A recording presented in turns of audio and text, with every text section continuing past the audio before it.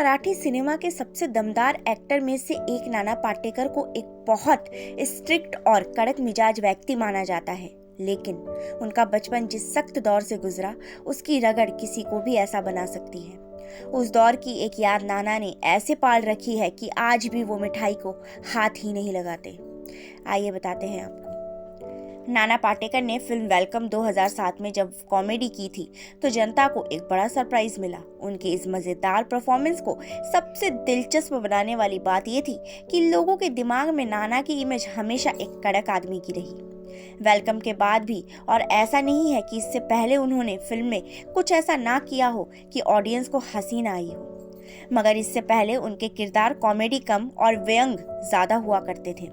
व्यंग में सिर्फ कॉमेडी नहीं होता, गुस्सा भी होता है। नाना पाटेकर के नाम के साथ एक ही लाइन में गुस्सा शब्द इस्तेमाल करना बहुत नेचुरल लगता है, लेकिन जैसे दुनिया में कुछ भी यूं ही नहीं होता, नाना की ये सख्त मिजाजी और गुस्सा भी यूं ही नहीं है। इसके पीछे एक कहानी है। बचपन में अभाव देखने की वक्त जब देह पर कड़े चाबुक लगाता है तो इंसान अक्सर अंदर से सख्त हो जाता है। नाना की कहानी भी कुछ ऐसी ही है। विश्वनाथ पाटेकर उर्फ नाना पाटेकर के पिता का टेक्सटाइल पेंटिंग का एक छोटा सा बिजनेस हुआ करता था, लेकिन उनके पिता के एक करीबी ने उनको धोखा दिया और प्रॉपर्टी समेत उनका सब कुछ छीन लिया। इसका असर नाना तक भी पहुंचा और वो 13 साल की उम्र से काम करने लगे। नाना ने एक पुराने इंटरव्यू में बताया था कि वो चूना भट्टी में फिल्मों के पोस्टर पेंट करने के लिए 8 किलोमीटर पैदल आते जाते थे और इस काम के लिए उन्हें 35 रुपए महीने की तनख्वाह ही मिलती थी। नाना ने जेब्रा क्रॉसिंग तक पेंट की। एक बातचीत में उन्होंने ये भी बताया कि उनके पिता हमेशा ये कहते हुए दुखी रहते थे कि बच्चों के दिन आए खाने के और मेरे पास कुछ नहीं है। वो हमेशा इस दुख में रहे और अंदर से इतना टूटे कि आखिर में उन्हें हार्ट अटैक आ गया और जब नाना 28 के थे तब उनके पिता का निधन हो गया। पुरानी बातचीत में जब नाना से कहा गया कि वो बहुत गुस्सा से भरे रहते हैं तो उन्होंने बताया कि इसकी वजह क्या है। नाना ने कहा कि बचपन से उन्होंने जो अपमान झेले और लोगों ने जिस तरह बर्ताव किया, ये शायद उसकी वजह है।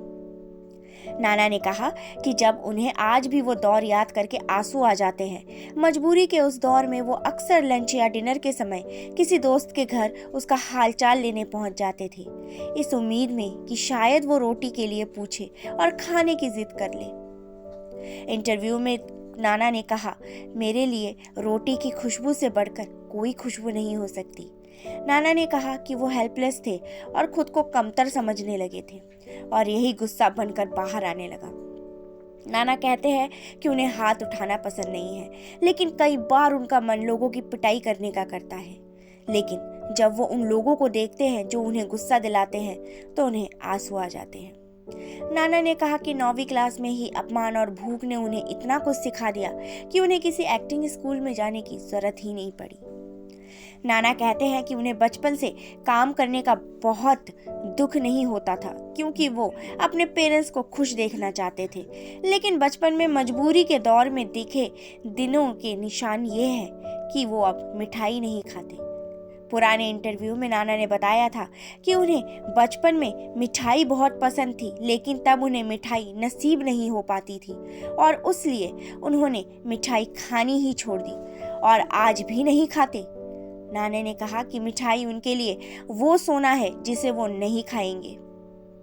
हिंदी सिनेमा में नाना का डेब्यू गमन 1978 से हुआ था, लेकिन पहली बार उनके काम को बड़ी पहचान मिली 10 साल बाद मीरा नायर की फिल्म सलाम बॉम्बे से। इसके बाद जब उन्होंने विधु विनोद चोपड़ा की परिंदा में गैंगस्टर अन्ना का किरदार निभाया तो फिल्म देखने वालों के रोंगटे खड़े हो गए। इस फिल्म के लिए नाना को नेशनल अवार्ड भी मिला था।